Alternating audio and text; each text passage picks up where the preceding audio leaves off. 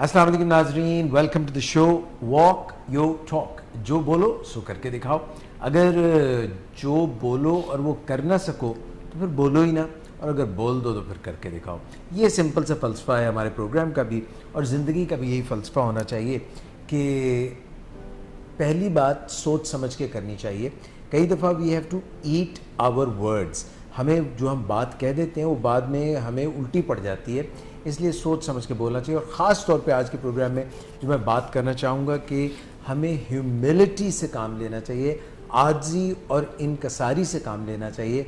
जब भी इंसान इज्जो इनकसार से बाहर जाता है तो वो अपनी औकात भूल जाता है, और जब वो अपनी औकात भूल जाता है तो कोई ना कोई तरीका ऐसा बन जाता है कि उसको अपनी औकात याद आ जाती है। तो इस पर भी हम बात करेंगे आज के प्रोग्राम में। मैं आपको तारुफ़ कराता चलूँ, आज के प्रोग्राम में हमेशा की तरह मेरे साथ मिस हिरा शाहिद मौजूद हैं। अस्सलाम वालेकुम मिस हिरा शाहिद, आपको प्रोग्राम में वेलकम कहते हैं। और इस तरफ हमारे दोस्त हैं सुल्तान साकिब बलोच, जो कि हमें अच्छे अच्छे गाने भी सुनाते हैं और बड़ी मज़े मज़े की काम की इनके साथ गपशप भी होती रहती है। तो आपको भी प्रोग्राम में खुशामदीद। सर बहुत मेहरबानी, शुक्रिया। अच्छा जी, आज के प्रोग्राम में सुल्तान साहब और मिस हिरा दोनों को मैं आगाज़ में अपने सामईन और नाजरीन समेत एक कहानी सुनाना चाहता हूँ। बच्चों, कहानी सुनोगे? कहानी सुनोगे? आप वो बोलो ना जी। अब मैं दोबारा पूछता हूँ, आपको नहीं कह रहा, मैं उन बच्चों को कह रहा हूँ। मिस हिरा, आपको बहुत बहुत सालगिरह मुबारक हो। मुझे ये बात इससे याद आई कि बच्चों से याद आ गई। मैंने कहा आज बच्चों की जो है सालगिरह है, तो आपकी भी सालगिरह है। आपको बहुत बहुत सालगिरह मुबारक हो। और इसके लिए यार हमें मिलके एक केक हमें लाना चाहिए था, मगर अनफॉर्चुनेटली केक इस वक्त मिस हो गया। मिस हिरा ये कह रही थी कि इनका जो स्वीट टूथ है, जो इनका मीठा खाने का एक बहुत ज़्यादा इनकी प्रोपेंसिटी है, तो उसको ये कम करना चाह रही हैं। तो हमने इसलिए भी केक जो है आज नहीं मंगवाया। मगर आपने कैसे सालगिरह आज कैसे मना रही है? सर बस सुबह उठी और विलिंगवेज आ गई। अच्छा, ठीक है। कायदे आज़म मोहम्मद अली जिन्ना ने फरमाया था, बच्चों काम काम और सिर्फ काम। तो काम के ऊपर आपका रुझान है, तो वीकेंड पे मना लेंगी? सर रात को घर वालों ने 12 बजे मना ली थी। अच्छा, क्या सरप्राइज दिया उन्होंने? केक। मैं क्योंकि जल्दी सो जाती हूँ, अब रूटीन ऐसी बन चुकी हुई है। उठो, बाकायदा उठो, और बेडरूम में तो बस काटा, खाया और खिलाया और सो गई। ठीक है। कौन सा केक पसंद है आपको? सर टू बी ऑनेस्ट, मुझे जो केक पसंद है वो बाकियों के लिए बहुत ज़्यादा मीठा हो जाता है, like full of chocolate, heavily loaded with chocolate, और वो भी सही जैसे कहते हैं। वो जो आपको उस प्रोड्यूसर साहब ने एक गुर बताया ना, आपने सारा प्रोग्राम उधर ही करना है, इधर नहीं देखना उधर। तो लेकिन ये है कि फिर सबका ख्याल रखना पड़ता है। तो रात को जो केक आया वो आइसक्रीम केक था।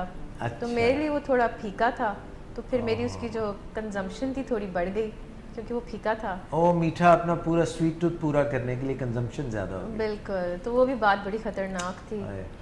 तो बंदा क्या करे, कैलोरीज की तरफ जाए, ग्लाइसीमिक इंडेक्स की तरफ जाए, ग्लूकोज बढ़ जाए, क्या जो वेस्ट लाइन बढ़ जाए, बड़े मसाइल हैं। ये मसाइल तसव्वुफ़, ये तेरा बयान गालिब, तुझे हम वाली समझते जो ना मीठा ख्वार होता। ये मैंने थोड़ा चेंज कर दिया। अच्छा, तो हम सब मिलके जनाब मिस हिरा को कहेंगे हैप्पी बर्थडे। आप भी मेरे साथ जो है इसमें शामिल हो जाइए। Happy birthday to you, happy birthday to you, happy birthday miss Hira Shahid. ये भी साथ कहते ना नजर से। May you have many more। तो ये जनाब हमारा छोटा सा आपके लिए, जिसको कहते हैं ना मुफ्त भर वाला, बगैर कुछ हींग लगे ना फटकड़ी और रंग भी चोखा छड़े। तो अल्लाह ताला, असल चीज़ दुआएं होती हैं मिसरा।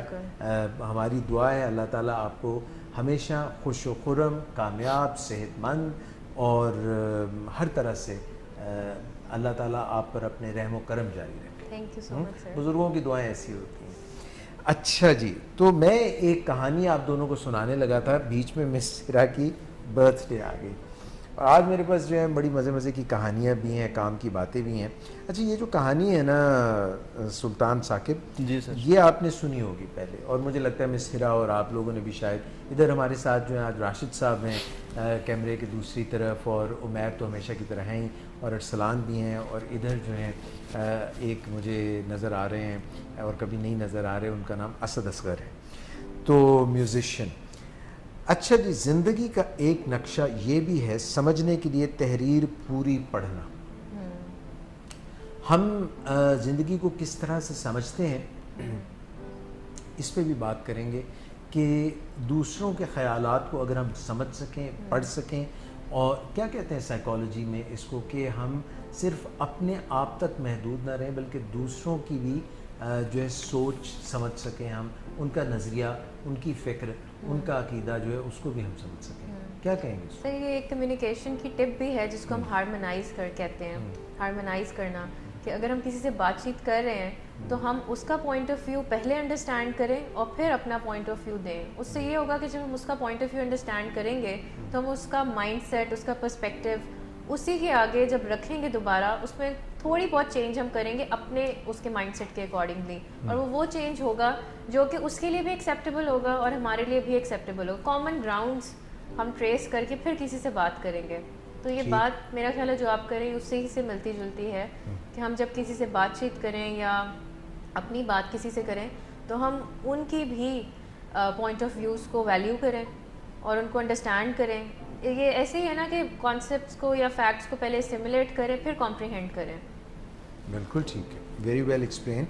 लो जी, कहानी बड़ी आसान सी है, कहानी बड़ी पुरानी है, और हुआ यूं कि गधे से कहा गया, गधे से कहा गया, तुम बिला तकान सुबह से शाम तक भारी भरकम बोझ उठाते रहो, तुम्हारी खुराक तुम्हें मिलेगी एक हद तक, और तुम्हारे पास कोई अक्ल ना होगी, और तुम 50 साल जिंदा रहोगे। गधे ने कहा, ठीक है मैं गधा हूं, लेकिन 50 साल बहुत ज़्यादा है, मुझे 20 साल दे दो। चुनाचा इसकी मुराद पूरी हुई और उसको 20 साल ज़िंदा रहने के लिए दिए। उसको उसकी खुराक मिलती रही और साथ में उसका कामकाज, कि बेतकान वो काम करता था, और साथ में जब उसको अच्छा या बुरा कुछ लगता था तो वो क्या करता था? मार भी खाता था। और आवाज़ क्या निकालता था? कोई कहने को तैयार नहीं, वो ढींचू ढींचू करता था।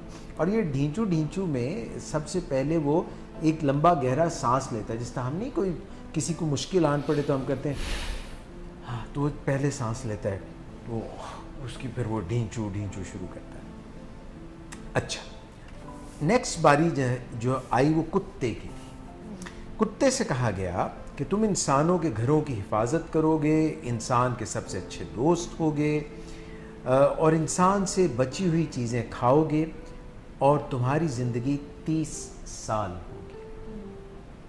माल जिसका खाता है, प्यार जिससे पाता है, उसके ही सीने में भौंकता कटार है। वो एक ना, यानी कि जिस हाथ जो आपको हाथ खिलाता है उसको कभी बाइट नहीं करना चाहिए, उसको नहीं चक्की काटनी चाहिए। ये कहा जाता है, ये कुत्ते के लिए कहा जाता है कि वो कई दफ़ा जब कुत्ता बावला हो जाता है वैसा करता है, मगर ये वाला अच्छा कुत्ता है। और इसकी बात हम कर रहे हैं कि 30 साल उसने, कुत्ते ने पता क्या कहा? उसने कहा 30 साल बहुत ज़्यादा है, मुझे 15 साल दरकार है। चुनाचा इसकी मुराद पूरी होगी और उसके 15 साल दे दिए गए, 15 साल उससे हटा लिए गए। गधे को कितने साल की मिली थी मोहलत? 20। और कितने वापस ले लिए उससे? 30। तो बाकी बात आ गई बंदर पे। बंदर से कहा, तुम एक शाख से दूसरी शाख पर छलांगे लगाते और दूसरों को हंसाने के लिए तरह तरह के करतब दिखाते रहोगे, तुम्हारी ज़िंदगी 20 बरस होगी। बंदर बोला, 20 साल ज़्यादा है, मैं सिर्फ 10 साल जीना चाहता हूँ। चुनाचा इसकी मुराद बराई, और वो सिर्फ 10 साल ही जिंदा रहा। इंसान से कहा गया, हज़रत इंसान से कहा गया कि तुम रूए ज़मीन पर सबसे ज़्यादा ज़हीन, फ़तीन और मतीन मखलूक होगे, और तुम अपनी अक्ल को दूसरी मखलूक़ात का सरदार बनाते रहोगे। ज़िंदगी को खूबसूरत बनाने और ज़मीन को आबाद रखने के लिए काम करोगे। तुम्हारी ज़िंदगी 20 बरस होगी। भला इंसान ने क्या कहा? कुछ पता है आपको? नहीं मालूम? आपको क्या लगता है इंसान ने कहा होगा कि मेरी उम्र 20 बरस तो बहुत कम है। हाँ, एग्जैक्टली। उसने कहा कि मैं सिर्फ 20 साल जीऊँगा, इंसान बनने के बाद ये उम्र बहुत कम है, मुझे वो 30 साल दरकार हैं जो गधे को नहीं चाहिए थे, मुझे वो 15 साल भी चाहिए जो कुत्ते को नहीं चाहिए थे, और वो 10 साल भी चाहिए जो बंदर ने इनकार किया। बस इसकी भी मुराद पूरी हुई, और इस ज़माने से इंसान 20 साल इंसान की तरह गुजारता है। जो पहले 20 साल हैं, कहानी कहीं और ही जा रही है। कहानी का आप देखें, एक मोड़ आया, मैं दिल छोड़ आया। तो पहले 20 साल इंसान जो है वो इंसान की तरह गुजारता है, उसके बाद उसकी शादी हो जाती है। हाँ जी उमर साहब, उसके बाद उसकी शादी हो जाती है, फिर 30 साल गधे की तरह काम करता है, बोझ उठाता है, बेतकान काम करता है, और जब उसको कोई बात अच्छी या बुरी लगती है तो क्या करता है? वही ढींचू। ठीक है, अच्छा। उसके बाद वही मैं अर्ज कर रहा था, तुलुए आफ्ताब से गुरूब आफ्ताब तक पसीना बहाता है, काम करता है, पीठ पर बोझ उठाता है, और उसके बाद जब उसके बच्चे बड़े हो जाते हैं तो 15 साल कुत्ते की तरह गुजारता है। वो कैसे भाई? घर की हिफाजत करता है, दरवाजे और बिजली बंद करता रहता है, बच्चों को कहता रहता है वो बटन बंद कर दो, ये तुम्हें पता नहीं एनर्जी ज़ाया हो रही है, घर का बचा हुआ खाना भी बेचारा खा लेता है। उसके बाद जब बूढ़ा और रिटायर हो जाता है, घर में आ जाता है, आगे पोते पोतियाँ हो जाते हैं, तो बंदर की तरह घर से दूसरे घर, कभी एक बेटे के पास, कभी दूसरे बेटे के पास, कभी बेटी के यहाँ, कभी दूसरी बेटी के यहाँ, और अपने पोते पोतियों को हंसाने के लिए अजीब व गरीब करतब दिखाता है, कहानियाँ सुनाता है। ये कहानी है जनाब जिससे आप एग्री भी कर सकते हैं और डिसएग्री भी कर सकते हैं। तो पहले मिस हिरा की जो है ले लेते हैं ओपिनियन कि आप इससे एग्री करती हैं, डिसएग्री करती हैं, कहीं पे भी कहानी में जो झोल है वो आप बता सकती हैं। सर मेरा तो ये ख्याल है कि काफ़ी हद तक एग्री ही करूँगी मैं इससे। लेकिन वो बीच में जो डॉग वाला पार्ट था, एज अ फेथफुल पर्सन और ह्यूमन बीइंग, वो थोड़ा ज़रा आई थिंक उसकी प्लेसिंग थोड़ी सी इनअप्रोप्रिएट थी। अच्छा। और बाकी ओवरऑल अगर आप देखें तो मैं तो आपसे ज़्यादातर वो शादी वाली बात का पूछ रहा था कि पहले 20 साल जो है वो इंसान की तरह जीता है, और उसके बाद जो होता है गधा जो बन जाता है वो। सर वो मेरी अगर ऑब्जर्वेशन वाइज पूछें तो वो शादी ऑब्जर्वेशन ही पूछ रहे हैं। हाँ, तो वो अगर 18 में हो किसी की, या 20 में हो, या 25 में हो, या 30 में हो, तो मैंने जितना देखा है, अगर तो दोनों जो स्पाउसेस हैं, पार्टनर्स हैं, अगर वो दोनों मिलकर जो बर्डन होता है ऑफ अ मैरिड लाइफ या ऑफ चिल्ड्रन या फाइनेंशियल बर्डन या कुछ भी इमोशनल बर्डन, अगर वो मिल के उन दोनों का बोझ नहीं उठाते हैं, देन ऑब्वियसली वो ऐसे ही हो जाता है, किसी एक बंदे पे ज़रा ज़्यादा आ जाता है, एंड ही और शी यू नो, उसके लिए हम ये डोंकी का मेटाफर यूज़ कर सकते हैं कि वो लाइक अ डोंकी, ही और she has to work, because वो ऐसे ही है ना जैसे। अच्छा, यानी इसका मतलब है कि ख़वातीन के लिए भी यही है, she also has to work like that, even if she is a homemaker और she is working outside the house. बिल्कुल, आजकल देखें तो ऐसे ही है। नाज़रीन ये ख्याल रखिएगा कि अभी अभी ये क्लिनिकल साइकोलॉजिस्ट मिस हिरा ने बताया कि सिर्फ गधे ही नहीं होते, गधियाँ भी होती हैं जी। तो बस आप यही बता रहे थे। सिर्फ ऐसे असल में भी होती है। हाँ, मतलब आपकी बात से एग्री करता हूँ। और सही स्टोरी ऐसी ही है ना, जैसे हमारा एनिमल ब्रेन होता है और हमारा लॉजिकल ब्रेन होता है, तो ये स्टोरी आई थिंक उसी हिसाब से जो है वो हमें जो अपना एनिमल ब्रेन है, जो पुराना ब्रेन है जिसमें गुस्सा आ जाना या बहुत गमगीन हो जाना या आपस से बाहर हो जाना, इसको अपने लॉजिकल ब्रेन से हमेशा कोशिश करनी चाहिए कि उसके ताबे रहे, क्योंकि अकल के ताबे रहेगा दिल तो फिर बात बनेगी, वरना जो है वो आउट ऑफ कंट्रोल भी हो सकता है। अच्छा, इसमें घबराने की बात नहीं है। मैं प्रोग्राम में आगे चल के एक और स्टोरी भी शेयर करूँगा, और वो जो है ख़ास तौर पे ख़वातीन के हक़ में होगी। ये स्टोरी भी मैं शेयर करने वाला हूँ, और आप इस पर कुछ अपनी राय करें। सर, अल्लाह ताला ने इंसान को डिज़ाइन ऐसे किया है, वो पैदा होता है और 20 साल जो आप पहले बता रहे हैं उसमें वो बचपन का ज़माना जो है उसको एंजॉय करता है। अल्लाह ताला ने उसकी फीलिंग्स ऐसी रख दी होती हैं। उसके बाद जब जवानी में आता है तो जैसे वो स्कूल गया, यूनिवर्सिटी गया, 20 साल तक वो उसका अपना एक सुकून होता है, मज़ा होता है।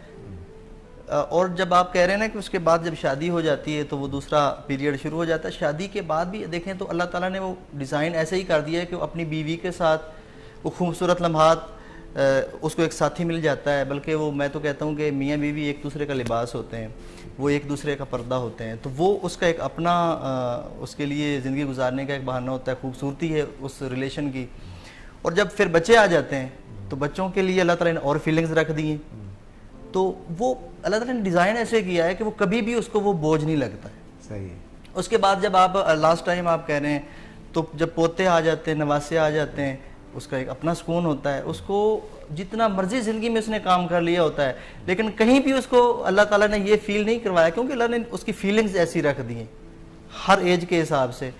तो कभी भी एक तो होता है नाशुक्रा तो कभी भी अपने आप को इंसान नहीं समझता, वो गधा ही समझता है कि यार मैं ज़िंदगी में गधे की तरह आया हूँ और गधे की तरह मर जाऊँगा, मेरी ज़िंदगी में है क्या। लेकिन जो शुक्र करने वाले होते हैं उनकी अल्लाह ताला ने हर स्टेप पे कुछ ना कुछ खूबसूरती रखी होती है। आप बचपन से लेके नाना दादा बनने तक हर जगह पे अल्लाह ताला ने खूबसूरती रखी है। तो मेरे ख्याल में कहानी लिखने वाले ने अपनी तरफ से बड़ा बेहतरीन लिखा है। लेकिन अगर हम पॉजिटिव देखें तो ज़िंदगी है ही खूबसूरत। ठीक हो गया, बहुत अच्छी बात की। और सुल्तान साकिब बलोच ने अपना पॉइंट ऑफ व्यू बयान किया।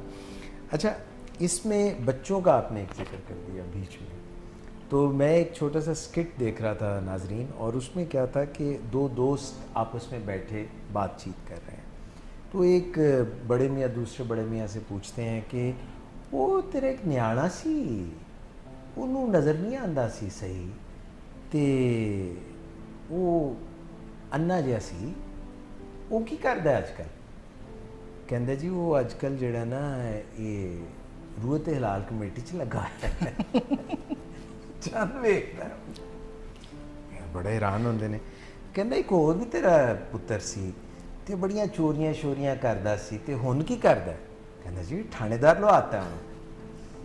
ते एक होर कहंदा एक होर भी हैगा सी जिहड़ा कोई भी पढ़दा नहीं सी, कदी भी पढ़ाई च भी निकम्मा जिहा सी, वो अजकल की करदा? सियासतदान नहीं, कहंदा वो अजकल हैड मास्टर। अच्छा, फिर वो पुछदा है कि वो एक तुहाडा पुत्तर सी, वो थोड़ा जिहा लंगड़ा के चलदा सी, ਉਹਦੇ ਕੋਲੋਂ ਟੁਰਿਆ ਨਹੀਂ ਸਹੀ ਜਾਂਦਾ ਸੀ, ਕਦੀ ਇੱਥੇ ਟਹਿ ਜਾਂਦਾ ਸੀ, ਕਦੀ ਉੱਥੇ। ਉਹ ਕੀ ਕਰਦਾ? ਕਹਿੰਦਾ ਉਹ ਹਾਕੀ ਖੇਡਦਾ ਹੈ। ਹਾਕੀ ਖੇਡਦਾ ਹੈ। ਤੇ ਉਹ ਕਹਿੰਦਾ ਇੱਕ ਹੋਰ ਵੀ ਤੀ ਸੀ ਜਿਹੜਾ ਸਾਈਕਲ ਚਲਾਉਂਦਾ ਸੀ, ਤੇ ਉਹਦੇ ਕੋਲੋਂ ਸਾਈਕਲ ਹੀ ਨਹੀਂ ਚੱਲਦੀ ਸੀ, ਕਦੀ ਇੱਧਰ ਟੱਕਰ ਕਦੀ ਉੱਧਰ ਟੱਕਰ। ਉਹ ਕੀ ਕਰਦਾ? ਕਹਿੰਦਾ ਜੀ ਉਹ ਹਵਾਈ ਜਹਾਜ਼ ਤਾਂ ਨਹੀਂ ਚਲਾ, ਉਹ ਇੱਕ ਬੱਸ ਚਲਾਉਂਦਾ ਹੈ, ਮੁਸਾਫਰਾਂ ਵਾਲੀ ਬੱਸ ਲੈ ਕੇ ਜਾਂਦਾ ਹੈ। ਕਿੰਨੇ ਬੱਚੇ ਕਿੰਨੇ ਕਹਿਣ ਪਹਿਲੇ ਇਹ ਹਾਲੀ ਤੇ बड़े सन, मगर मैंने आपको कुछ का बताया। ये जो मैं बात आपसे ये मैंने आपको बात जो सुनाई है, पहले हमने एक पूरा, आज हम फैमिली की बात करेंगे, यानी कि जो न्यूक्लियर फैमिली है, उसमें एक मर्द की आपको बात बताई जिस पे आपने अपना पॉइंट ऑफ व्यू दिया, आपने अपना पॉइंट ऑफ व्यू दिया। उसमें बच्चे भी होते हैं, और कई दफ़ा हम बच्चों से बचपन में जो तवक्कुआत वाबस्ता करते हैं वो उन पर पूरा उतर नहीं रहे होते, कम पड़ रहे होते हैं। मगर हम बाद में देखें तो हर कोई अपनी ज़िंदगी में कहीं ना कहीं किसी मकाम पर पहुंचता ज़रूर है। इस पे मैं आपकी राय लेना चाहूँगा, और फिर मैं ओपन करूँगा फोरम टेलीफोन कॉल्स के लिए, ताकि जो मैंने ये दो कहानियाँ मर्द के मुतालिक बताई, उसकी शादी हुई और वो किन अदवार से गुज़रा, और वो जो आप दोनों ने बताया, और ये जो हम कई मरतबा बच्चों के साथ बड़ी सख्ती करते हैं, हम उनको डांट डपट करते हैं, हम जो है उनको क्या डांट डपट से बात ज़्यादा अच्छे तरीके से बनती है, या हम उनकी कदर दानी करें, उनको हला शेरी करें, उनको पैट इन द बैक दें तो ज़्यादा बात बनती है, हम उनकी बात सुने या ना सुने। क्योंकि बचपन में ये हमने सुना है कि देखो शेर की निगाह से, खिलाओ सोने का नवाला, spare the rod and spoil the child. और जो है बच्चों की बात सुनने के लिए नहीं होती, उनको बताना होता है। तो ये जो पैराडाइम्स हैं, ये जो सोच है, और ये जो कहानी है जिसमें ऐसे लग रहा था कि बच्चे जो है वो बड़े होकर शायद कुछ कर नहीं सकेंगे मगर वो कहीं ना कहीं पहुंच गए, इसके मतलब आप ज़रा अपनी पॉइंट ऑफ व्यू दीजिए। सर ये बात तो है कि पेरेंटिंग, बेसिकली पेरेंटिंग की बात करें आप, पेरेंटिंग के भी डिफरेंट स्टाइल्स हैं। तो अब कोई भी पेरेंट जो है वो सीख के तो नहीं आते ना सभी के हमने ये इस तरीके से मतलब बच्चे को ग्रूम करना है, वो भी इन्वायरमेंट से कुछ सीखते हैं। फिर आजकल तो खैर स्कूल्स में उन्होंने स्कूल काउंसलर्स भी रखे होते हैं, टीचर्स भी काफ़ी उस लिहाज से साइकोलॉजिकल पॉइंट ऑफ व्यू से भी बच्चों को एनालाइज कर रही होती हैं। तो आजकल तो बड़ा it's easier to evaluate a child on different basis के अगर कोई बच्चा जो है वो बुली हो रहा है, उसकी वजह से उसका कोई बिहेवियर जो है वो ऑन कैंपस ज़रा डिस्टर्ब्ड है और वही बच्चा घर जाकर भी डिस्टर्ब बिहेवियर से मतलब रिप्रेजेंट कर रहा है, तो पेरेंट्स फ़ौरन उस चीज़ को जो है ना एक तरह से उनकी नज़र में आ जाती है चीज़। पहले ऐसे नहीं होता था, पहले आई थिंक बच्चे भी ज़रा ज़्यादा होते थे फैमिलीज़ में, जिसमें आपने कहानी सुनाई, आई एम श्योर ये बहुत पुरानी होगी। तो जब बच्चे ज़्यादा होते थे तो वो उस तरीके से हर बच्चे पे तवज्जो नहीं होती थी। आजकल क्योंकि लोगों के बच्चे भी कम हैं प्लस अवेयरनेस ज़्यादा है, तो बड़े आराम से जो है ना वो एक एक बच्चे की हर हरकत से, उसके हर बिहेवियर से, उसकी प्रॉब्लम से जो है वो क्या कहना चाहिए, मतलब उसको बड़ा इजीली आइडेंटिफाई कर सकते हैं टू हेल्प द चाइल्ड। मतलब आजकल parents are moving towards helping the child. एक पहले ज़माना था जब हम डिफरेंट जिस तरह देखते हैं कि जिम कैरी जैसे एक्टर, तो मैं उनकी बायोग्राफी पढ़ रही थी तो उसमें ही वाज टेलिंग कि मैं बचपन में बहुत ज़्यादा बुली होता था, इस वजह से मैंने स्कूल जाना छोड़ दिया था। अब आज देखें तो आज अगर कोई बच्चा बुली होता है स्कूल में तो ना सिर्फ टीचर्स उस पर एक्शन लेते हैं बल्कि पेरेंट्स भी एक्शन लेते हैं, उस चीज़ को कंडेम करते हैं और उस चीज़ को बेहतर बनाने की तरफ जाते हैं। तो अगर हम पेरेंटिंग की बात करें और बच्चों को ग्रूम करने की बात करें तो इसी तरह फिर बीच में रिवॉर्ड और पनिशमेंट का कॉन्सेप्ट है हमारे पास, जो हमें साइकोलॉजी टीच करती है, बिहेवियरिज्म टीच करता है कि अगर बच्चा कोई अच्छा काम कर रहा है तो आप उसको रिवॉर्ड करें, इंटरवल्स के साथ रिवॉर्ड करें या फिक्स्ड रेशोज़ के साथ रिवॉर्ड करें, ताकि बच्चे के जहन में ये मैसेज बैठ जाए कि अगर मैं कोई अच्छा काम कर रहा हूँ तो मुझे उस चीज़ पे रिवॉर्ड किया जा रहा है। बट साइड बाय साइड अगर बच्चा कोई गलत काम कर रहा है तो पनिशमेंट की टेक्निक कुछ इस तरह है कि वो रिवॉर्ड आप उससे डिटैच कर दें या उसको take out from his life. उससे ये होगा कि आप रेप्रीमांड करने के भी डिफरेंट तरीके होते हैं ना, जरूरी नहीं कि आपने स्टिक लेकर जो है तो बच्चे के हाथ पे मारनी है या आपने फिजिकल हो जाना है, या टाइम आउट सिर्फ ये है कि आप उसको एक कॉर्नर में खड़ा कर दें, कमरा बंद कर दें। तो बेहतर ये होता है कि उसकी वही जो फेवरेट चीज़ को उसको रिवॉर्ड में मिली होती है, जस्ट टेक इट आउट। तो बच्चे को एक एम्प्टीनेस की फीलिंग होगी तो ऑटोमेटिकली ही और शी विल लर्न कि नेक्स्ट टाइम मैंने ऐसा काम नहीं करना, नेक्स्ट टाइम अगर मैं ऐसा करूँगा तो मेरा रिवॉर्ड मुझसे डिटैच हो जाएगा। क्योंकि वो कहते हैं ना कि जब हम स्टिक्स यूज़ करते हैं या फिजिकल हो जाते हैं तो फिर बच्चे ढीठ हो जाते हैं, क्योंकि वो एक दो दफ़ा बच्चे को दर्द भी करेगा, एक दो दफ़ा उसको शेम की फीलिंग भी आएगी, शायद उसके अंदर वो चीज़ गिल्ट भी इंड्यूस करे, बट वो एक कोई जिसे कहते हैं ना in the longer run beneficial process नहीं है फिज़िकल अब्यूज़, बल्कि उल्टा वो ऐसे होता है कि वो आपकी लेटर इन लाइफ वो physical abuse is like a scar, वो आपकी पर्सनैलिटी पर डिफरेंट स्कार्स छोड़ जाता है।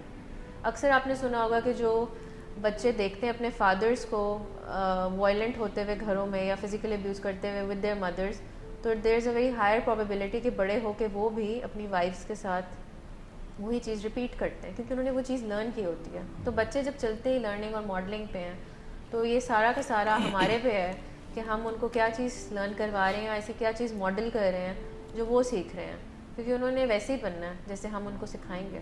Very nice, thank you very much for your input. बहुत काम की बातें आपने हमें बताई।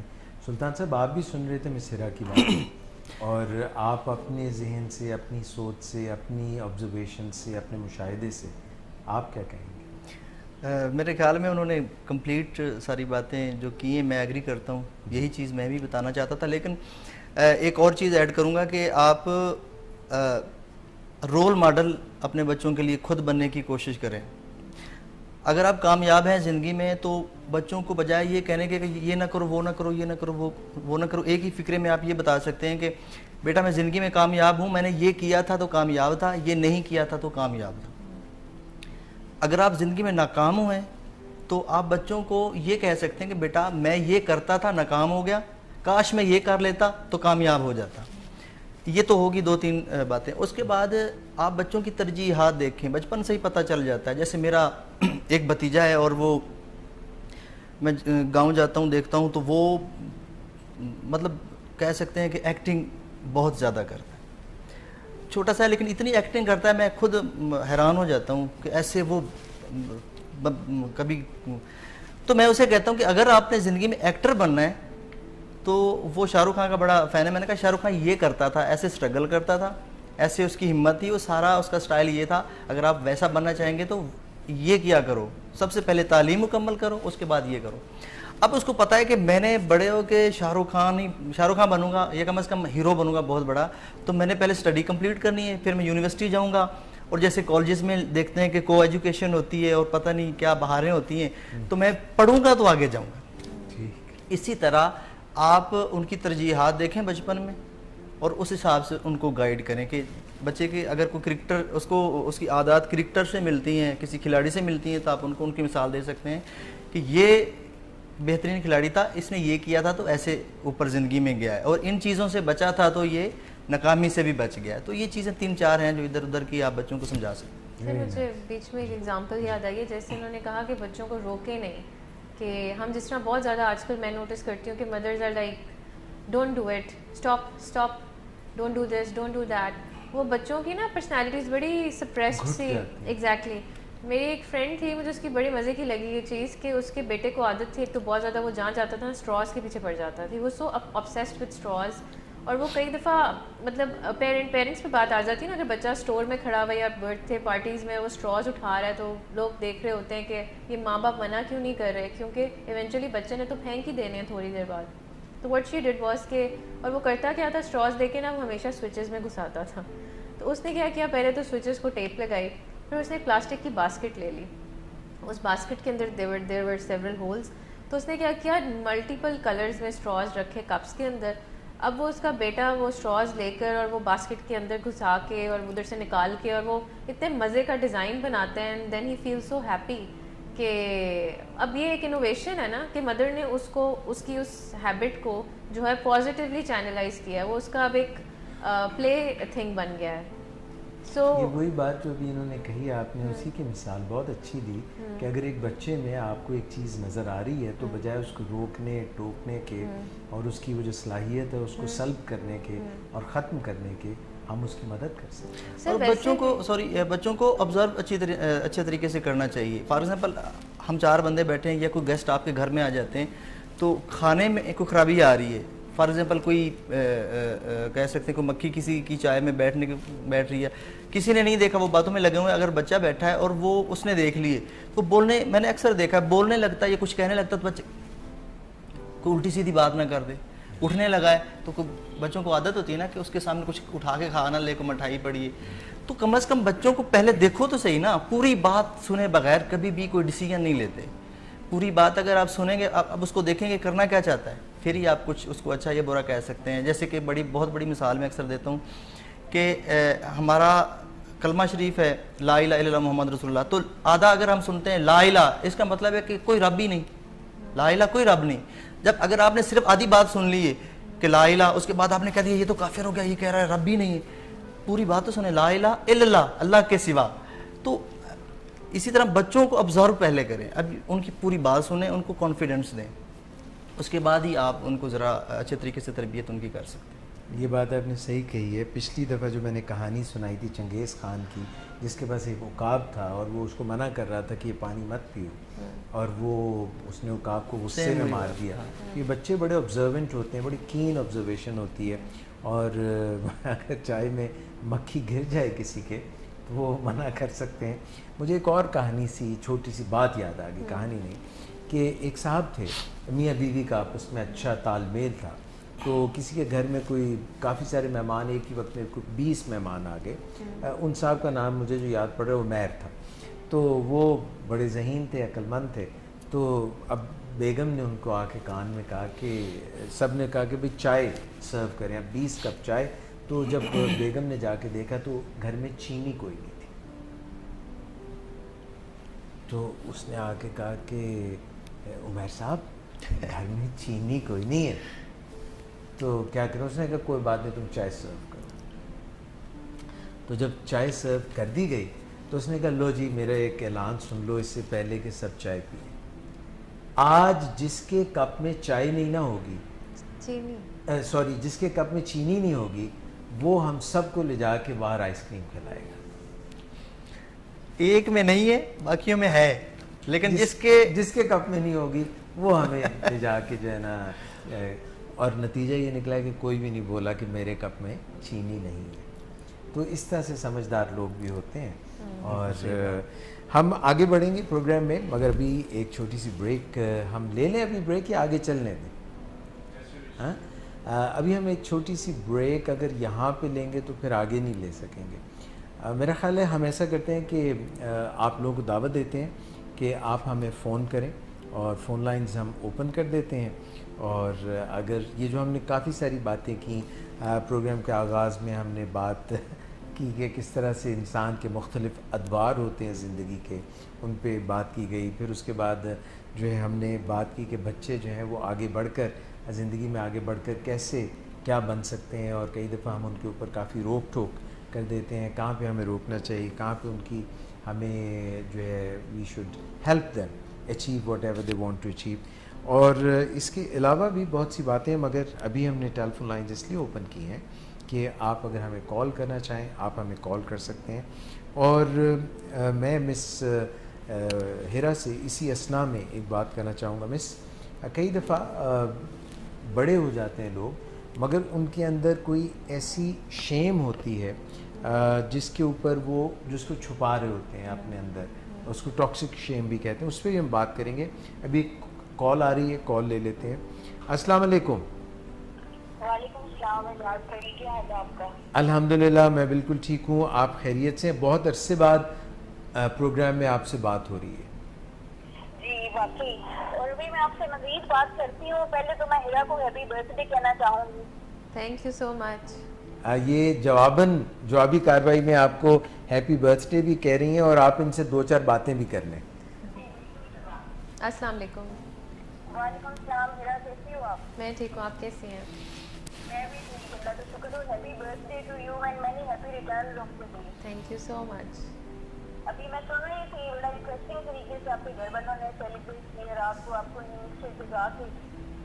हाँ जी, तो नहीं, बहुत अच्छी बात है। ये तो देखिए हमारी ज़िंदगी का इम्पोर्टेंट दिन होता है, जिस दिन हमें अंदाज़ा होता है कि हमारे जो लोग हैं आसपास वो हमें कितना प्यार करते हैं। वाकई सही बात है।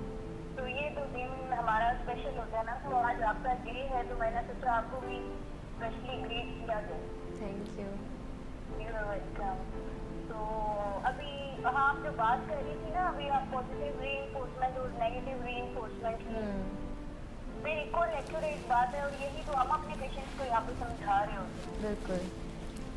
तो ज़बरदस्त प्रोग्राम जा रहा है आपका, इनपुट बहुत अच्छा है इसमें। और आप इसी तरह शो का पार्ट बन ही रहे हमेशा। ज़रूर। ठीक है जी। तो अब मेरी बात के बाद हाँ जी, नहीं करें। जी फरी जी दाद भाई।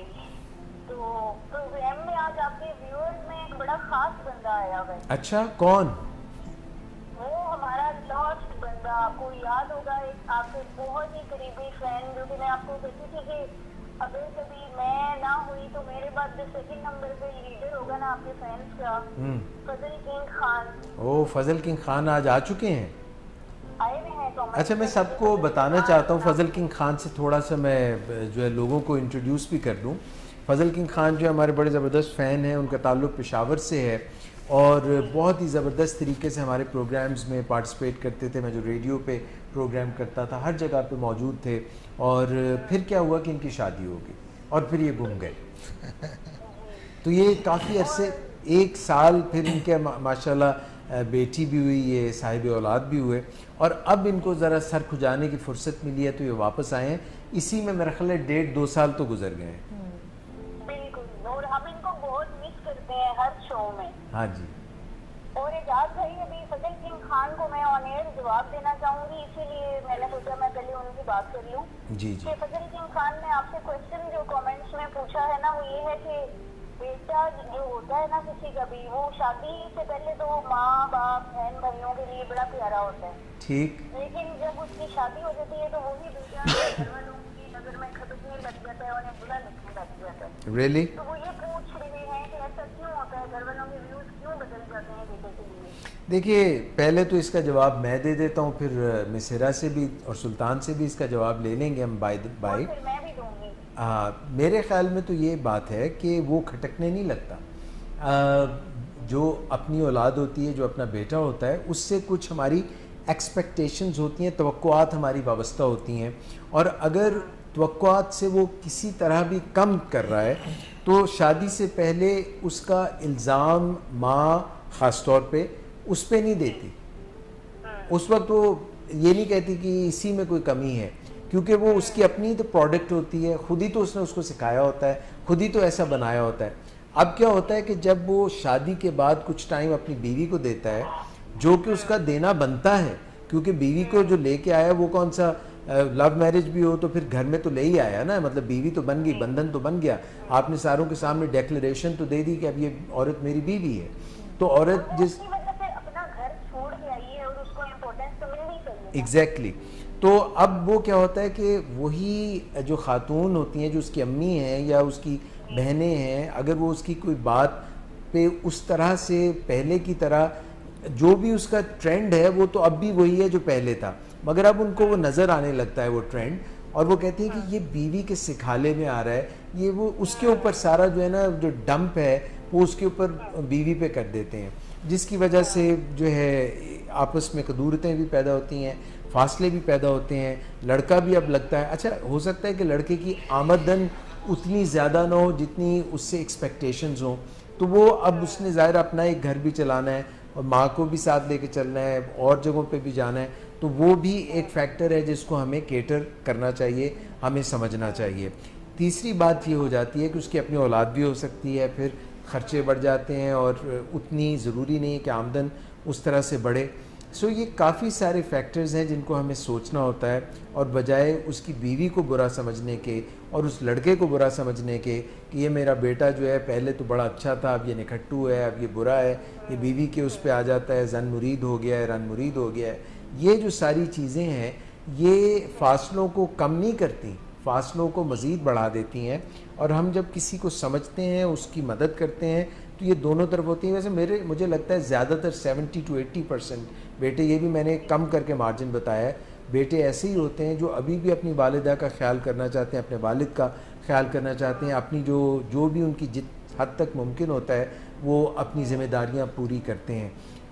और मार्जिन हमें ज़रूर देना चाहिए ताकि जो है उनको हम जितना किसी को डीमीन करेंगे, जिसको जितना भी लिटिल करेंगे, तो उससे फासले और बढ़ेंगे। और वो जो एक रोल में आप ले जाते हैं किसी को कि भाई ये तो बुरा है, तो वो सचमुच अगर वैसा बनने लग जाए, वैसा ही वो हो जाए, तो फिर इससे आपने उसको हेल्प नहीं किया सही होने में, बल्कि उसको आपने एक मॉडल कर दिया, एक टाइप कास्ट कर दिया, एक स्टीरियोटाइप कर दिया। So these are little things, few things that I wanted to mention. जो है हम थोड़ी देर में जब आप बात कर चुकेंगी तो मैं यही सवाल जो है मिस हिरा और सुल्तान से भी ये करूँगा। ठीक है, और इससे पहले मैं भी थोड़ा सा इसमें ऐड करना चाहूँगी कि जो मैंने अपनी क्लिनिकल प्रैक्टिस में जो हमने ये फैमिलीज के साथ जो उनको हैंडल किए और जो इश्यूज उनको रिजॉल्व कराए हैं, मेरी ऑब्जर्वेशन ये है कि मदर या जो बहन होती है उनके अपने अंदर इनसिक्योरिटीज होती हैं, जिनकी वजह से उनको लगता है कि ये लड़का हमसे चेंज हो गया, ये एटीट्यूड चेंज हो गया जी। ये उनकी अपनी परसेप्शन होती है, और मेरे ख्याल में 80% तो उनकी अपनी परसेप्शन होती है जी, क्योंकि वो लड़का चेंज नहीं होता, लेकिन उसकी अटेंशन ऑब्वियसली डाइवर्ट होती है वाइफ की तरफ, और वो होनी भी चाहिए। मुझे एक बात याद आ गई जो कि एक और ज़िम्न में कहते हैं, एक और पॉइंट पे कहते हैं। वो ये बात कहते हैं कि अगर कोई शख्स बहुत ज़्यादा दौलतमंद हो जाए तो वो वैसा और ज़्यादा हो जाता है जैसा वो ओरिजिनली था, यानी वो मैग्नीफाई हो जाता है। अगर वो बहुत जेनरस था, वो बहुत केयरिंग था, तो वो अब और ज़्यादा केयरिंग, क्योंकि पावर जो है वो आपको तकरीबन थोड़ा अनगार्डेड कर देती है किसी किस्म की। तो अगर लड़का जैसा था वो अगर रिस्पॉन्सिबिलिटी आप उसको देंगे, अनलेस वो रिस्पॉन्सिबिलिटी के बोझ के तले गधा बन जाए और ढींचू करने लगे और हर कोई उसको जो है चाबक मारने लग जाए, तो फिर तो मसला काफ़ी ख़राब होगा। वो तो उतना भी नहीं कर सकेगा जितना करने के लिए वो मौसर था। But to bring out the best out of the people we should try to motivate them and not criticise them. बिल्कुल। और देखिए, अगर एक लड़का अपनी मदर की और बहन की रिस्पॉन्सिबिलिटीज या फैमिली वालों की रिस्पॉन्सिबिलिटीज पूरी कर रहा है जी, और इसके साथ साथ वो अपनी वाइफ को भी जो ड्यू इम्पोर्टेंस है वो दे रहा है जी, तो फिर इसमें प्रॉब्लम उनको नहीं होना चाहिए, पेरेंट्स को या बहन भाइयों को, कि लड़का चेंज हो गया है या बदल गया है। क्योंकि देखिए वो तो उसमें तो दोनों तरफ बैलेंस है। और फिर एक बात और मैं यहाँ पे एक और बात मैं सॉरी आपको कट कर रहा हूँ, कई दफ़ा करे कोई भरे कोई, यानी सास के साथ जो नारवा सलूक अगर उसकी मदर इन लॉ ने किया था और उस ज़माने में ये किया गया था, तो वो कहती है कि वो जो मेरे साथ हुआ था अब ये आगे पीढ़ी, जो अगली पीढ़ी है उसमें भी वही कुछ होना चाहिए, मगर the buck must stop somewhere, कहीं तो इसको इख्तिताम होना चाहिए, वरना तो ये एक गलत ट्रेंड जो है वो आगे ही बढ़ते रहेंगे। बिल्कुल ठीक है। और मेरा तो यही ख्याल है कि इनसिक्योरिटीज अपने जहन से निकालें और अपना रिलेशनशिप अपने भाई के साथ या बेटे के साथ देखें। उसके अलावा अगर वो अपनी वाइफ को या किसी को इम्पोर्टेंस दे रहे हैं तो उस चीज़ को अलग रखें। जी, बल्कि मैं अगर इतना किसी का दिल बड़ा हो तो हमें ये तो उसको क्रेडिट देना चाहिए कि भाई तुम एक खातून की, जो कि तुम्हारी बीवी है, जो कि हमारी बहू है। एक प्रॉब्लम यहाँ पे ये भी आता है कि दामाद जो होते हैं they are called son in law, मगर अगर वो कानूनी बेटे होते हैं तो वो आपकी जो अपनी औलाद, जो खूनी रिश्ते होते हैं उनसे भी आगे बढ़ के होते हैं, क्योंकि इनको आपने सिलेक्ट किया है, वो अल्लाह मियाँ ने दिए थे। क्या खूबसूरत। इसी तरह से अगर आपकी जो डॉटर इन लॉ है तो डॉटर ही ना है, तो दुख्तर बेटी है जिसको आप लेके आए थे, तो अगर आप उसको उस जगह पे बिठाएंगे और उसको आप जो उस तरह से गाइड करेंगे तो बात बनेगी। वो क्या बड़ा एक अच्छा सा, मुझे एक कहानी, फिर कहानियाँ बड़ी याद आ रही हैं। एक खातून थी, वो अपनी पीर साहब के पास गई, जिनकी शादी नई नई हुई थी, तो कहती है मेरी सस ने मेरा जीना हराम किया है। अच्छा। हर वेले ताने मेने, गालां, गंदी ज़ुबान, और हर वक्त यही कुछ मेरे साथ करती है। तो पीर साहब ने कहा कि ऐसा करो कि ये एक तावीज़ है, जब वो तुम्हें बुरा भला कहे ना, तुमने अपने दांतों में इसको रख लेना है और उस पर असर हो जाएगा और वो ठीक हो जाएगी। उसने ऐसे ही किया, मान गई बात वो बहू जो थी, और नतीजा उसका ये निकला कि वो कुछ 3 महीने या 4 महीने के बाद वापस पीर साहब को कहीं आई, और पीर साहब को उसने कहा कि पीर साहब आप तो वाकई जो है आलिम हैं और आप वाकई जो हैं करनी वाले पीर हैं, मेरी सास तो बदल ही गई है, अब तो मेरा इतना ख्याल करती है, पहले जैसी लड़ाइयाँ ही ख़त्म हो गई हैं। तो पीर साहब ने बताया कि बात ये थी बेटा कि जब तुम उसको तुर्की ब तुर्की जवाब देती थी, आगे से धनाधन वो भी तुम्हें बुरा भला कहती थी और तुम भी उसको बुरा भला कहती थी, तो ये एस्केलेट हो जाती थी लड़ाई तुम दोनों के दरमियान, और तुम्हारी कदूरतें बढ़ जाती थी, फासले बढ़ जाते थे, शिकायतें बढ़ जाती थी, और फिर तुम्हारा हस्बैंड जो है वो जब भी रात को लौटेगा या जब भी आएगा तो तुम उसको ये बात बताओगी, वो तो पहले थका हुआ, ना उस तरफ जा सकता है माँ की तरफ, ना उसको समझा सकता है ना तुम्हें समझा सकता है, तो उसके लिए तो एक ज़िंदगी अजाब बन गई। मगर ये जब तुमने किया, ये तुमने तावीज़ दांतों में रखा और कोई जवाब नहीं दिया, तो आहिस्ता आहिस्ता उस औरत के दिल में भी तुम्हारे ख़िलाफ़ नफ़रत कम होने लग गई। तो कई दफ़ा साइलेंस जो है इस तरह से, जहाँ पे हम एस्केलेट कर देते हैं वहाँ पे ये साइलेंस काम आती है, बट टोटली साइलेंट हो जाना, खामोश हो जाना और बात को ना समझना, वो भी वायलेंस की तरफ, या दिल में जो है फिर हमारे एक रिजेंटमेंट आ जाती है। So these were few of the things that I could correlate after what you have asked. Thank you Ejaz भाई। और ये बिल्कुल एक चुप हाँ जी बिल्कुल, मगर इसका ये मतलब नहीं है कि कोई चुप करके सहता जाए और तकलीफ़ें सहता जाए। बर्दाश्त जो है हद से ज़्यादा भी कई दफ़ा हंडिया जब बहुत ज़्यादा उसके नीचे आंच होती है तो हंडिया सारी की सारी जल जाती है, तो ये भी हमें ख्याल रखना चाहिए। बिल्कुल इसी को तो हम कहते हैं असर्टिवनेस ट्रेनिंग, कम्युनिकेशन स्किल्स का ये एक पार्ट है, आपको तो पता है और नीरा को भी पता है, और अब तो सुल्तान साकिब बलोच भाई को भी काफी हद तक पता सुल्तान को तो इसमें एक्सपर्ट है, ये जब कभी भी कोई इससे गलत बात करता है ये आगे से उसको जो है ना अच्छा सा एक गीत सुना देता है, एक अच्छा सा जो है वो तान लगाता है, सुर लगाता है, वो वैसे ही ठंडे हो जाते हैं।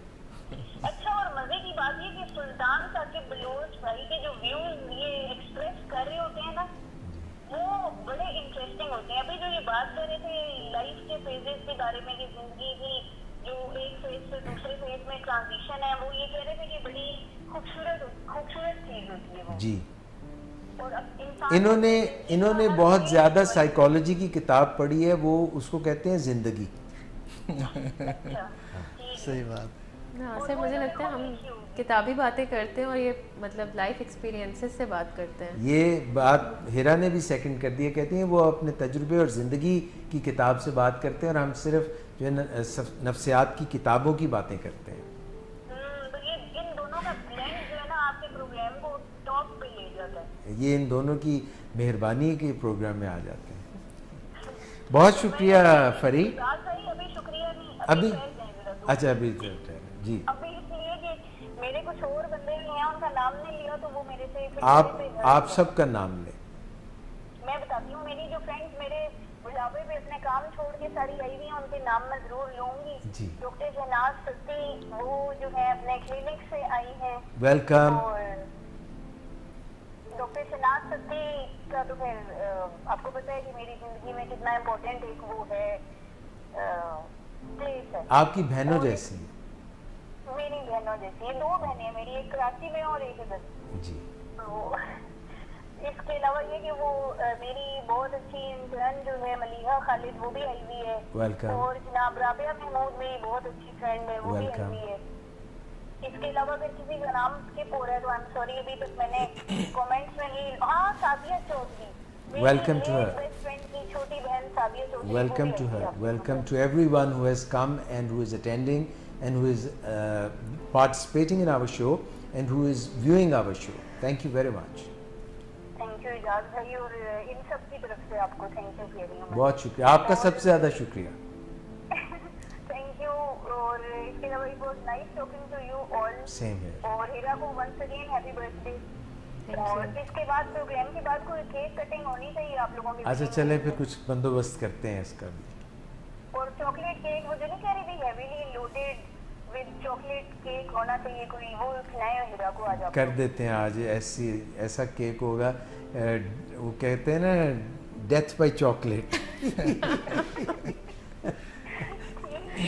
करें आप लोग ये अरेंजमेंट, और फिर इंशाल्लाह आपसे नेक्स्ट प्रोग्राम में बात। थैंक यू, जज़ाकल्लाह, बहुत शुक्रिया आपका कॉल करने का। अल्लाह हाफिज़। अभी आप कॉल कर सकते हैं। और गुफ्तगू चल रही थी, बात जो हो रही थी वो फ़ज़ल किंग ख़ान की बात हो रही थी, और फिर बात ये शुरू हो गई कि भाई किस तरह से पहले वही अपने बेटे होते हैं और फिर कहते हैं ये तो ख्याल ही नहीं करते। तो would you like to say something? Sir मैं आप ही की बात को सेकंड करूँगी और सम अप करूँगी कि वो बेटे उन्हीं के होते हैं। बस ये होता है कि जब वो आहिस्ता आहिस्ता बड़े हो जाते हैं और वो लाइफ के दूसरे हिस्से में दाखिल हो जाते हैं तो उनके अपने कुछ इमोशनल और फाइनेंशियल रिसोर्सेज होते हैं। वो सिर्फ अपनी प्रायोरिटीज़ को थोड़ा सा क्या कहना चाहिए डाइवर्ट कर रहे होते हैं, थोड़ा कैटेगराइज कर रहे होते हैं कि सबसे पहले क्या चीज़ जो है वो प्रायोरिटी लिस्ट में टॉप पे है, and then from there they go और मूव फॉरवर्ड। तो ये थोड़ी सी चीज़ें घर वालों को भी अंडरस्टैंड करने की ज़रूरत है, मतलब ये दोनों को इस पर थोड़ा सा काम करने की ज़रूरत है। बैलेंस अगर वो भी थोड़ा सा माइंडफुल हो के इन चीज़ों पे काम करेंगे कि मुझे अपने घर वालों को पहले मैं जितना टाइम दे रहा था उतना तो नहीं दे सकता, या जितनी मैं पहले उनके साथ उनकी मदद कर रहा था या जो भी कर रहा था वो पहले जितना नहीं कर सकता, तो एटलीस्ट उसको मैं आहिस्ता आहिस्ता कम करने की तरफ आऊँ। ऑल ऑफ अ सडन जो है वो हर चीज़ ले ना लूँ उनसे, अपनी अवेलेबिलिटी, अपने फाइनेंस या कुछ भी। 2-3 चीज़ें होती हैं ना मिस। एग्जैक्टली। एक तो वक्त और फिर उनकी जो मदद आप पैसों से कर रहे होते हैं, फिर इमोशनल, तो मुझे लगता है मिस इमोशनली हमें उनके साथ ज़्यादा जो है ना फिर अटैच होना चाहिए, ताकि उनको कोई गलत हमारी तरफ से वाइब ना जाए। सर दुनिया पूरी इमोशंस पे ही चल रही है ना। आपने अगर कोई पेट भी रखा हुआ है तो उसको भी आपसे क्या चाहिए? प्यार चाहिए, इमोशन चाहिए। Exactly, both ways. अगर हम कोई पेट रखें और हम उसको खाना ही ना पूछें तो वो क्यों हमारे पास आएगा? जी सुल्तान साहब। सर कहते हैं ना कि गिला होता है कि बच्चा शादी के बाद चेंज हो गया। जी बेटा चेंज तो वाकई हो जाता है जब आपने अपने हाथ से एक कुंवारे बंदे को शादीशुदा कर देना है, तो चेंज तो होता है ना, पहले वो कुंवारा होता है बाद में शादीशुदा होता है। जब आपको लगता है कि आपका बेटा आपसे दूर हो रहा है और आपको टाइम नहीं पहले की तरह देता, पहले की तरह केयरिंग नहीं है, और तो फिर आप थोड़ा सा ये भी सोच लें कि जो अपने सारा घर वालों को छोड़ के वो भी आई हुई है, उसको भी आपने अपनी फैमिली में अपने हाथों से ऐड किया है ना। जी। तो उसके भी कुछ हकूक हैं। और साथ अगर सास को थोड़ा बहुत लगता है कि अब वो मेरे बेटे को हमसे दूर करती जा रही है, तो उसको वो वक्त याद करना चाहिए जब अब वो खुद शादी करके आई थी और अपने मियाँ से वो उम्मीदें वाबस्ता करती थी कि आप मेरे लिए ये कर रहे हैं, आप मुझे टाइम ज़्यादा दें, मैं आप इमोशनली उसको ब्लैकमेल करती थी। होता है ना ऐसे? सही है। तो अब हो सकता है आपका बेटा भी इसी तरह ब्लैकमेल हो रहा हो। ठीक है। तो इक्वल उनको रखना। जो बेटा होता है वो बेचारा सबसे, वो फुटबॉल होता है, कभी इधर से किक लग गई, कभी उधर से किक लग गई, गोल कहीं भी नहीं होता। अच्छा, वो खुद गोल हो जाता है। वो खुद गोल होता है। तो मेरे ख्याल में थोड़ा सा सोच को वसी रखने की जरूरत होती है दोनों तरफ से। तो मुझे इस पे ना वो एक डायलॉग याद आ गया, लेकिन मैं रिपीट नहीं करूंगी, सब जाके देख सकते हैं। हमसफर ड्रामा था बड़ा फेमस जी। तो उसमें यही चीज़ थी कि जो लीड एक्टर था वो इस चीज़ का विक्टिम बनता था कि मदर को बहू नहीं पसंद थी, और एंड में जो उसकी अपनी माँ के साथ एक लास्ट एपिसोड में जो एक डायलॉग है ना उसका, जहाँ पे वो इसी तरह अपनी माँ को रखता है अपनी बीवी की जगह और अपनी माँ को मतलब याद करवाता है कि अगर मतलब वो डायलॉग है कुछ, बट ही सेज के अगर आप इसके बारे में ऐसी बातें कर रही हैं तो फिर तो मेरे ख्याल में दुनिया की किसी भी औरत के बारे में ये बात की जा सकती है। ठीक है। सो जनाब, हमें हमेशा एम्पैथी जो है किसी और के शूज़ में जाके किसी और के नुक्ता नज़र से देखना, अपनी ज़ात से बालतर होकर देखना, ये अगरचे मुश्किल है, मगर जब हम ये करते हैं तो बहुत से रिश्तों में जहाँ पे दूरियाँ पैदा हो रही होती हैं, जहाँ पे इख्तलाफात आ रहे होते हैं, उसको हम टाइम आउट अगर ले लें और थोड़ी देर बाद उसको रिविज़िट करें तो बात बन सकती है।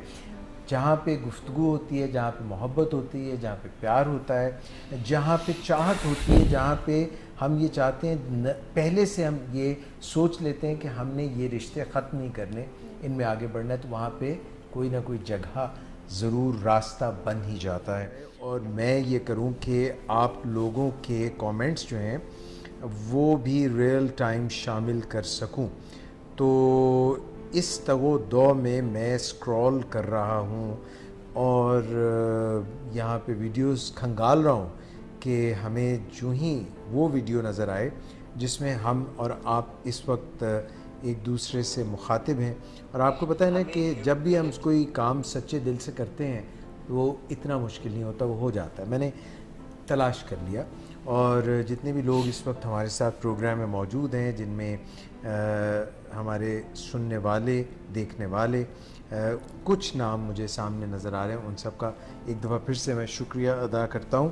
और दूसरी तरफ मैं ये बताते चलूं कि सुल्तान साहब हमारे साथ मौजूद हैं और हम मुख्तलिफ़ मौज़ूआत पर गुफ्तगू कर रहे थे। आप अगर फ़ोन करना चाहें तो प्लीज़ बसद शौक़ फ़ोन कीजिए, हम आपकी फ़ोन कॉल जो है वो रिसीव करेंगे और जो आपके मैसेजेस हैं उनको भी हम केटर करेंगे और उनको भी हम अपने प्रोग्राम में जगह देंगे। अली जो हैं, अली वो कह रहे हैं कि सुल्तान भाई नाइस। सो सुल्तान भाई आपको एक फ़ैन मिल गए पसंदीदगी वाले, और यहाँ पे आपकी कॉल्स जो है वो लेने के लिए मैंने हामी तो भर ली, मगर दूसरी तरफ मैं ये भी कहूँगा कि आज के प्रोग्राम में अब काफ़ी वक्त भी हो गया है और हमारा तरीक़ाकार ये है कि हम ब्रेक से आने के बाद थोड़ी बहुत बातचीत करते हैं और बातचीत के बाद इख्तिताम हम गाने पे करते हैं प्रोग्राम में। और एक कहानी जो मैं कह रहा था कि मैं सुनाना चाहता हूँ, प्रोग्राम में 2-3 मुख्तलिफ मैंने वाक़यात बयान किए और उनमें आगाज़ मैंने यहाँ से किया था कि इंसान जो है अपनी ज़िंदगी के मुख्तलिफ अदवार कैसे गुजारता है। और इंसान में ज़ाहिर है मर्दों को भी इंसान ही समझा जाता है और ख़वातीन भी इंसान ही होती हैं। तो एक कहानी और भी है। वो कहानी कुछ इस तरह से है कि एक था लड़का असलम जो था वो एक ऐसी रियासत में रहा करता था जिसके साथ वाली जो रियासत थी उसने एक दफ़ा हमला कर दिया। एक रियासत ने दूसरी रियासत पर हमला कर दिया और जब हमला हुआ तो असलम को एक बादशाह ने पकड़ लिया। यंग था, समझदार था, गुड लुकिंग था। तो बादशाह ने सोचा पहले तो सब लड़के जो हैं, मर्द जो हैं, उनको कत्ल कर दिया जाए। जालिम था, सफ़ाक था। तो फिर उसको ख्याल आया कि चलो ये कुछ मुझे भला लगता है, तो उसने उसको मार्जिन दे दिया। किस्मत अच्छी थी उसकी। तो उसने कहा अच्छा भाई असलम मियाँ, तुम यूँ करो कि तुम्हें मैं 1 महीने की मोहलत देता हूँ और इस 1 महीने में तुमने ये पता करके लाना है कि ख़वातीन का सबसे ज़्यादा मन क्या चाहता है, वो क्या चाहती क्या है। अब ये बड़ा मुश्किल सा उसको लगा सवाल, मगर अब उसने कोशिश की, वापस अपने जहाँ से उसका ताल्लुक़ था उधर चला गया। उसने पोल्स करवाए और वोटिंग कराई और बड़ा कुछ किया, बड़े पापड़ बेले, मगर महीना कटता गया, दिन गुज़रते गए, आखिरी दिन आ गया। उसी शहर में, उसी कस्बे में, उसी रियासत में जहाँ वो रहता था, वहाँ पे एक बहुत ही मनहूस किस्म की, बड़ी उम्र रसीदा, डायन किस्म की बुढ़िया जादूगरनी भी रहती थी। हर कोई उससे डरता था, हर कोई उसके पास जाने से डरता था, मगर उसके पास क्योंकि जादू था और वो एक ग्लोब सा था उसके पास, एक जो है ना, उसमें वो ऐसे जादू करके बहुत सारे सवालात के जवाबात वो निकाल लेती थी। मगर असलम ने जब देखा कि भाई अब और कोई चारा नहीं है और मेरी गर्दन जो है वो कट जाएगी, तो वो आखिर बहुत परेशान हो के उस बूढ़िया के पास चला गया जो जादूगरनी टाइप, खौफनाक और मनहूस सी, और शक्ल भी उसकी ऐसी थी और हरकतें भी उसकी बड़ी ख़तरनाक थीं और सब उससे डरते थे। उसके पास वो चला गया सवाल लेके। उसने, बुढ़िया ने कहा कि एक मेरी भी शर्त है, तुम्हारा जो दोस्त है सलीम, अगर वो मुझसे शादी करेगा तो मैं तुम्हारे सवाल का जवाब दूंगी कि असल में औरत चाहती क्या है, उसके दिल में क्या होता है, वो चाहती क्या है। इसका मैं जवाब तुम्हें तब दूंगी अगर सलीम मुझसे शादी करेगा। अब इसने कहा कि इससे तो बेहतर है कि सलीम मेरा दोस्त जो है वो इससे शादी करे, तो कोई बात नहीं, कल मेरी गर्दन भी अगर उड़ जाए तो कोई मुज़ायका नहीं है। सलीम ने कहा नहीं, मैं अपने दोस्त के साथ ये सलूक, अगर इतनी कुर्बानी देनी पड़ेगी तो कोई बात नहीं। जैसे हमारे उमैर और अरसलान प्यारे पक्के सच्चे दोस्त हैं ना, बिल्कुल उसी तरह असलम और सलीम भी ऐसे ही बड़े प्यारे दोस्त थे। तो सलीम ने कहा बुढ़िया से कि भाई मैं तुमसे शादी करूँगा, तुम इसका जवाब दो। तो बुढ़िया ने उसको बता दिया। बुढ़िया ने कहा कि हर औरत ये चाहती है कि अपनी ज़िंदगी की इंचार्ज वो खुद हो। वाह, क्या बात है। वो जो चाहे वो करे, जो उसके दिल में आए वो फैसला करे। ये जवाब लेके वो बादशाह सलामत के पास असलम चला गया और उसने कहा बादशाह सलामत, मैंने बहुत खोजा, बहुत तलाशा, बहुत मैंने तपस्या की, जगह जगह गया, मगर आखिरकार मुझे जो जवाब पता चला कि हर औरत चाहती है कि अपनी ज़िंदगी की इंचार्ज मैं खुद हूँ। बादशाह ने सुना, उसने कहा यस, गुड आंसर, तुम्हारी ज़िंदगी जो है मैं माफ़ कर देता हूँ। और ये इस तरह से उसकी जान तो बच गई, मगर अगले दिन से ही तैयारियां शुरू हो गई। शादी की सलीम की शादी की तैयारियां शुरू हो गई। सलीम की शामत आ गई। सलीम ने अपनी कॉल का पक्का था, अपनी बात का सच्चा था। सलीम ने उस बुढ़िया से शादी का हामी भर ली और फिर वो दिन भी आया जब उनकी शादी होगी। और डरता डरता बहुत मुश्किल बोझल कदमों के साथ वो वेडिंग के बाद अपनी दुल्हन बुढ़िया जो उसकी दुल्हन बन चुकी थी उससे मिलने के लिए जब वो कमराए उरूसी में गया, हुजला उरूसी में गया वहाँ, तो देखा कि वहाँ तो एक बड़ी खूबसूरत सी औरत बैठी हुई। उसको यकीन न अपनी आंखों पे हुआ न अपनी किस्मत पे हुआ, तो उसने पूछा कि तुम कौन हो? उसने कहा मैं वही बुढ़िया हूँ, मगर हर कोई मुझे बुरा समझता था और तुमने यह हामी भर ली, तुम्हें इतनी बुरी भी नहीं। मगर एक मसला है, अभी उसके मसाइल ख़त्म नहीं हुए थे, अभी तो मसाइल का आगाज़ हुआ था। तो उसने कहा कि एक मसला, अच्छा उसने कहा भाई वो भी बता दो। उसने कहा तुम मुझे ये बताओ कि तुम क्या चाहते हो कि ऐसी खूबसूरत जवान ब्यूटीफुल मैं तुम्हें दिन में नज़र आऊँ या रात में, क्योंकि चॉइस है, क्योंकि ये नहीं हो सकता कि दिन रात में तुम्हें ऐसी नज़र आऊँ, तुमने ये चूज़ करना है। सलीम से उसने कहा कि मैं दिन को ऐसी तुम्हें नज़र आऊँ खूबसूरत, या अपने असल रूप में बुढ़िया जैसी मैं हूँ वैसी नज़र आऊँ, डायन और जादूगरनी और वो सारी उसकी जो भी उसके अंदर नेगेटिविटी और गेटअप जो मनफियत जो उसके अंदर बाहर थी। इसमें तो उसका लहजा भी शीरीं था, बात भी अच्छी कर रही थी। तो सलीम बड़े मखमसे में पड़ गया। उसने कहा लो भाई बुरे फंसे उस्ताद, मैंने तो कहा था बात टल गई, मगर क्या हो गया, बड़े गौर से सुन रहा है अरसलान माशाल्लाह। तो अभी होनी है शादी इनकी भी। तो आपका क्या ख्याल है कि सलीम ने क्या किया? नाजरीन आप भी बता सकते हैं कि सलीम ने क्या किया होगा जब वो एक मुश्किल में फंस गया। अब उसको कोई नतीजा निकालना था, कोई। राशिद साहब आप माशाल्लाह शादीशुदा है, आप बता सकते हैं, नहीं पता चल रहा। पहला ध्यान तो यही जाता है कि वो उसने कहा होगा कि रात को खूबसूरत बनो। हाँ। लेकिन मेरे पॉइंट ऑफ व्यू से अगर दूसरा एक पहलू भी है कि वो दिन को खूबसूरत नज़र आए कि सोसाइटी में उसने देखें, अगर वो दिन में खूबसूरत नज़र आएगी तो अपने अम्मी वो सोसाइटी ससुराल में हर किसी के सामने वो खूबसूरत नज़र आएगी, तो लोग उसको ताने तो नहीं देंगे, ताने नहीं देंगे।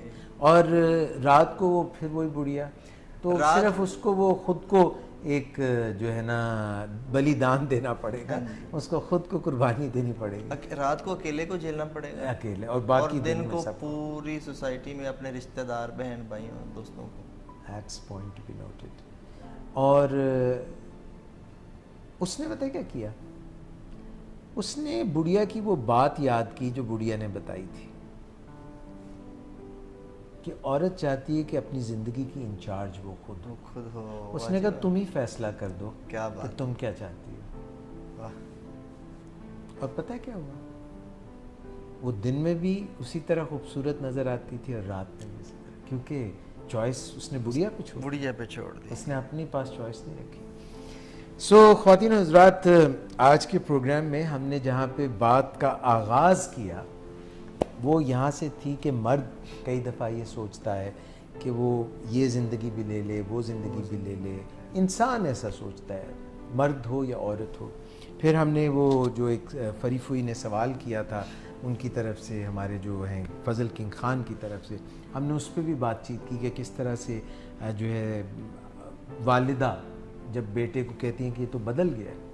और हमने ये भी बात की कि बच्चे जो हैं अगर हम उनको शाबाश दें, उनके अंदर जो भी छुपी हुई सलाहियतें उनको आगे बढ़ाएं, तो वो अच्छे निकल आते हैं, जबकि हमें बचपन में लगता है कि शायद ये किसी काम के नहीं है। और प्रोग्राम के अख्ताम पे ये कहानी जो मैंने आपसे शेयर की है कि you can bring the best out of the women, अगर हम उनको इजाज़त दे दें कि वो ख़ुद फ़ैसला करें और उसमें उनकी मदद करें, क्योंकि हर किसी को मदद की ज़रूरत होती है, हर किसी को हेल्प की ज़रूरत होती है। अगर हम चाहेंगे कि वो उनकी हेल्प करेंगे, मदद करेंगे, तो फिर दिन में भी अच्छे, रात में भी अच्छे, उनकी बेस्ट पर्सनैलिटी, उनका जो कुछ बेस्ट है अगर आप किसी को इज़्ज़त देते हैं, किसी को तकरीम देते हैं, किसी पे ट्रस्ट करते हैं, किसी पे बिलीव करते हैं, तो जो अच्छे लोग होते हैं वो फिर आपको उसी तरह से वो भी डील करते हैं। आप जब किसी को मौका देते हैं और अगर उनमें कोई कमी हो, कोताही हो, तो वो भी आहिस्ता आहिस्ता सामने आ जाती है, तो आपको कोई उंगली उठा के नहीं कहेगा कि आपने हमें चांस ही नहीं दिया। ऐसे ही तो हमें चांस देना चाहिए ज़िंदगी में, ख़ुद को भी दूसरों को भी मुआफ़ करना चाहिए, लेट गो करना चाहिए और कदूरतें नहीं पालनी चाहिए, फॉरगिव करना चाहिए, मुआफ़ करना चाहिए। और जब हम ख़ुद के मुतालिक और दूसरों के मुतालिक ऐसे ख़यालात अपना लेते हैं जिनमें हम ये समझते हैं कि कोई बात बन नहीं सकती, और तो फिर मसाइल बहुत ज़्यादा हो जाते हैं। मैं ये चाहूँगा कि आप भी अगर इस पे कोई कमेंट करना चाहें तो मोस्ट डेफिनेटली आप कमेंट कर सकते हैं, बल्कि यहाँ पे जितने कमेंट्स आ रहे हैं उनमें से हम कुछ पिक भी कर लेते हैं। और यहाँ पे मेहर अफरोज़ जो हैं, अच्छा भैया आपने एक बात राज साहब, आज माइक नहीं दिया तो ये गाना कैसे गाएंगे? माइक आएँ और इनको दे दें ताकि ये जो है हमें गाना भी सुना दें और हम इसी के साथ साथ जो है, थैंक यू वेरी मच। और जो आपके मैसेजेस आ रहे हैं ये मेहर अफरोज़ आपका बहुत शुक्रिया, और राबिया महमूद और साइमा नफ़ीस फरीफुई सबका बहुत बहुत शुक्रिया जितने भी प्रोग्राम में शिरकत कर रहे हैं। अगरचे सबका, फ़ाती बिलाल आपका बहुत शुक्रिया जो है आप भी प्रोग्राम में मौजूद हैं। जितने भी हमारे प्रोग्राम में, शहनाज सत्ती साहिबा आपका भी शुक्रिया। आज के प्रोग्राम पे हमें यहीं पे इजाज़त दीजिएगा, इंशाल्लाह आपसे दोबारा मुलाकात होगी। अपना बहुत ख्याल रखिएगा। आप हमें गाना कौन सा सुना रहे हैं? मैं गाना सुनाऊंगा नुसरत फ़तेह अली खान साहब का। वाह, हालांकि वो बड़ा मुश्किल था लेकिन मुझे पसंद है, आपको भी पसंद था, तो मैंने कहा इस दफ़ा वो सुनाते हैं। चरखे दे हर हर गेड़े मैं तेनू याद करा। सुल्तान साकिब बलोच से हम गाना सुनते हैं प्रोग्राम के अख्ताम पे। और अपना बहुत ख्याल रखिएगा। आपसे हफ्ता भर मुख्तलिफ प्रोग्राम्स में विलिंग वेज फोरम पे मुलाकात होती रहेगी। Take good care of yourself so that you can take care of those whom you love. Until next time, Allah Hafiz.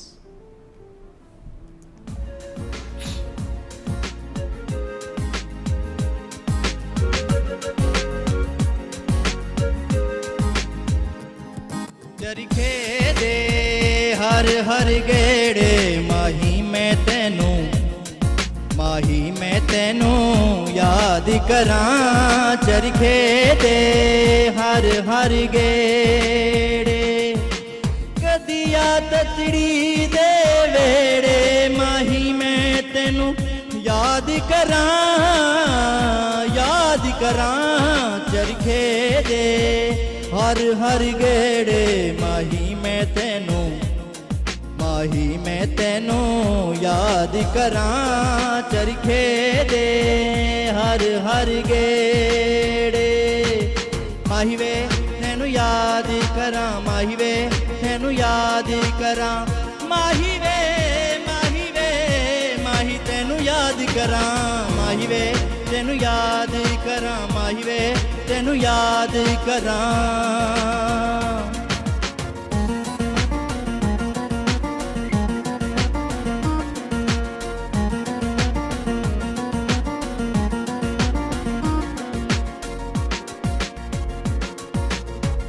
चरखा मेरा रंग रंगीला बन गई तेरी याद वसीला। चरखा मेरा रंग रंगीला बन गई तेरी याद वसीला। दूर अखियां तू दिल दे नेड़े माही मैं तेनू याद करां। चरखे दे हर हर गेड़े माही मैं तेनू याद करां। चरखे दे हर हर गेड़े।